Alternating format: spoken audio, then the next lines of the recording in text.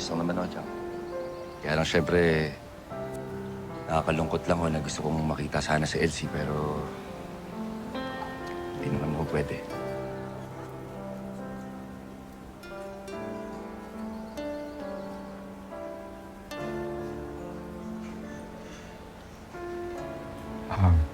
Lolong, yung presinto naghihintay na.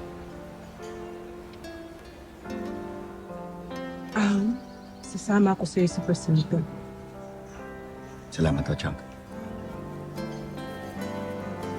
Giliw, huwag mo sanang isipin, ikaw ay aking lilisanin. Di ko magagawang lumayo sa iyong piling. At nais kong malaman mo kung gaano kita kamahal.